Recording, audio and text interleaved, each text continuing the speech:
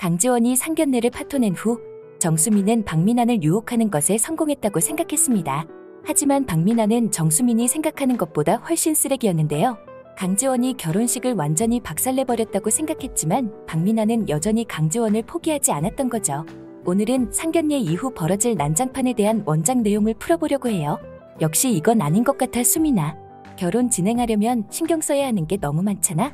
그래서 너까지 신경 쓸 틈이 없어? 정수민은 어이가 없었습니다. 왜냐하면 어젯밤까지만 해도 박민환은 자기랑 함께 모텔 침대에서 뒹굴었던 인간이었거든요. 정수민은 강지원이 난장판을 치고 나서 결혼이 완전히 깨진 거라고 생각했지만 박민환의 생각은 조금 달랐어요. 엄마랑 지원이가 잠시 감정이 격해져서 그런 거지, 다시 만나서 잘 풀면 돼. 우리 엄마가 얼마나 좋은 사람인데. 박민환은 김자옥에 대해서 한참 잘못 알고 있었는데요. 그래서 나랑 헤어지자는 이야기야? 정수민은 날이 바짝 선 목소리로 물었습니다. 그러자 박민환에게서 도저히 믿을 수 없는 대답이 들려왔어요. 우리가 헤어지긴 왜 헤어져? 사귄 적이 있어야 헤어지든 말든 하지. 박민환은 정수민을 그냥 잠깐 즐기는 사이로 생각하고 있었던 거죠. 너도 그렇게 생각하고 있던 거 아니었어? 논란론이 된 정수민을 보고 박민환은 능글맞게 이야기하고는 모텔을 나가버렸습니다. 하지만 박민환은 정수민의 진짜 얼굴을 알지 못했죠. 이건 오히려 강지원에게 잘된 일이었습니다. 박민환이 강지원에게 그렇게 집착할수록 정수민은 박민환을 절대 강지원한테 빼앗기지 않겠다고 전의를 불태웠거든요. 하이즈는 네일샵을 운영하고 있었습니다. 그때 모르는 번호로 전화가 걸려오자 손님인 줄 알고 받았는데 손님이 아니라 전혀 반갑지 않은 상대의 목소리가 들려왔어요. 전화를 건 사람은 정수민이었는데요.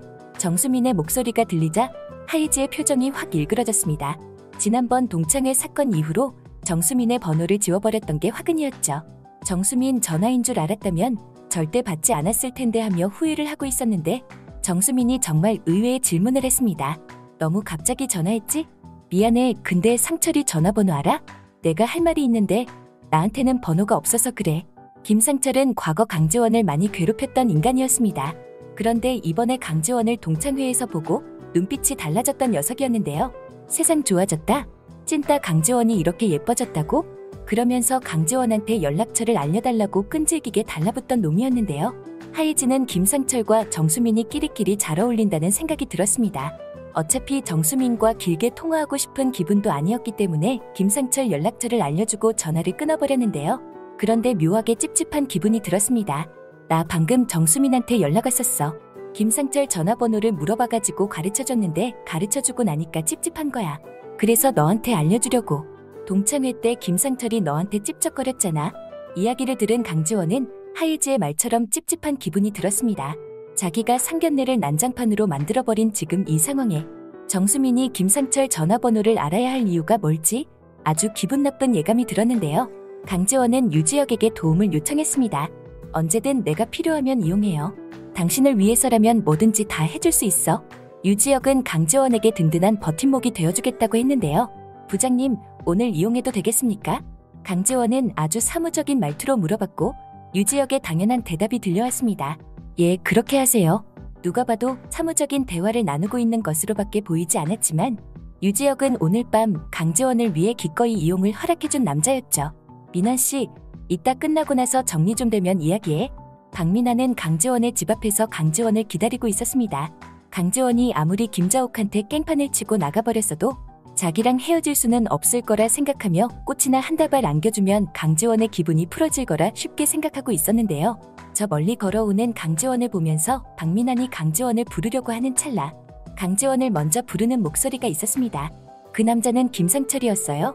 김상철은 강지원에게 반갑게 손을 흔들며 다가갔고 강지원과 함께 친근하게 이야기를 나누기 시작했는데요.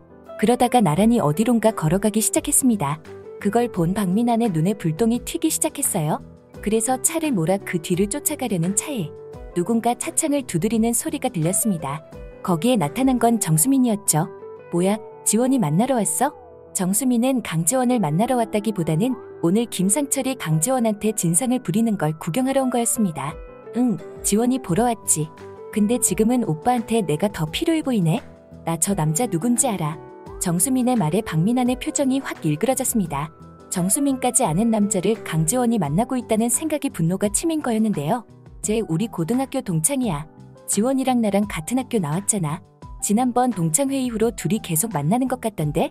박민아는 헛소리하지 말라고 하면서 정수민의 말을 부정하려 했지만 정수민이 짜놓은 덫은 아주 치밀했습니다. 지난번 동창회 끝나고 지원이 연락 안 됐지? 잘 생각해봐. 그날 지원이가 어땠었는지. 박민아는 그날 강지원이 자기 연락을 피했던 게 바로 떠올랐습니다. 정수민은 거기서 멈추지 않았는데요. 우리 회사 앞에 카페 있잖아. 거기 사장이 얼마 전에 바뀌었거든? 그 사장도 지원이가 고등학교 내내 짝사랑했던 애야. 지원이가 말 안 했지? 지금까지는 내가 친구라서 오빠한테 말을 못했는데 이제는 못 참겠어. 정수민의 말에 박민아는 완전히 넘어가고 있었습니다. 자기를 걱정해주는 정수민이 오늘따라 더 귀여워 보였는데요. 한편 강지원은 김상철 때문에 곤욕을 겪고 있었어요. 갑자기 연락 와서 진짜 놀랬다. 동창회 때는 거들떠도 안 보더만 어쩐 일로 먼저 연락을 다 했어? 강지원은 단호하게 연락한 적이 없다고 대답했습니다. 내가 먼저 연락했다고 했지?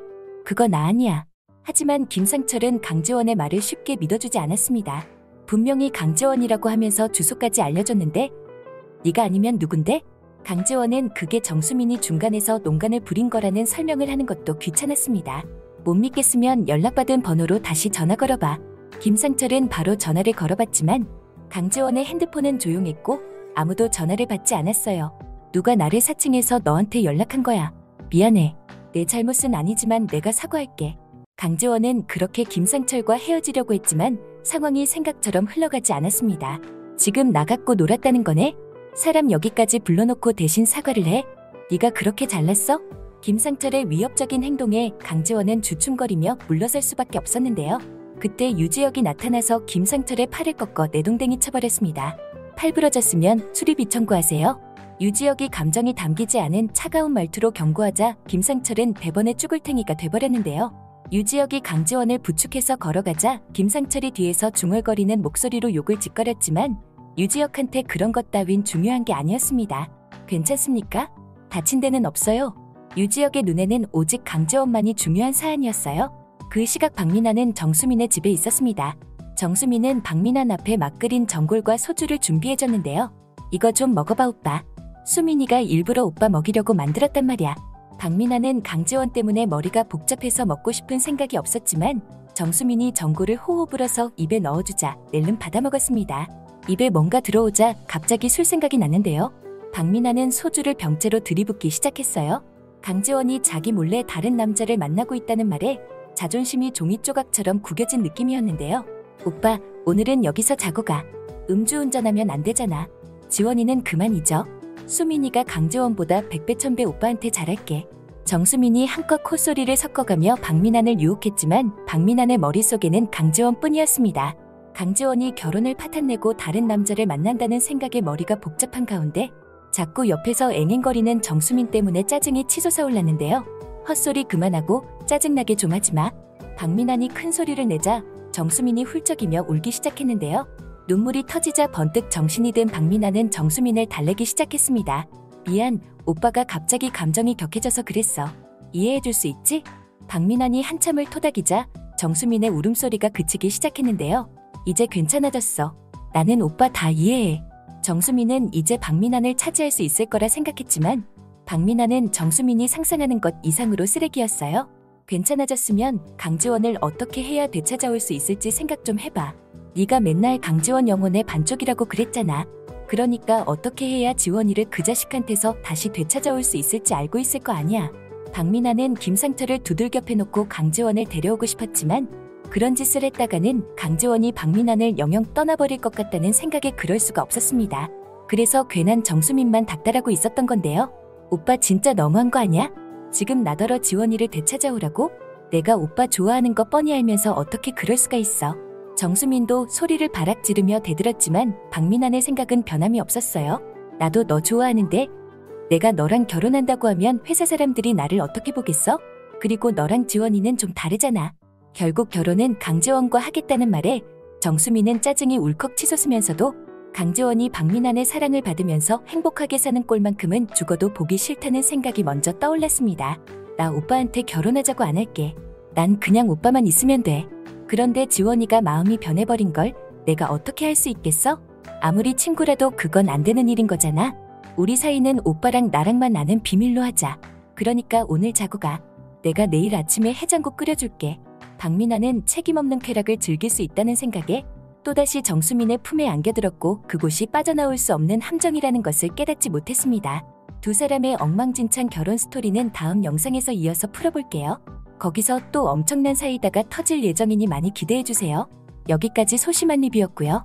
혹시 실례가 안 된다면 구독해주시면 안 될까요?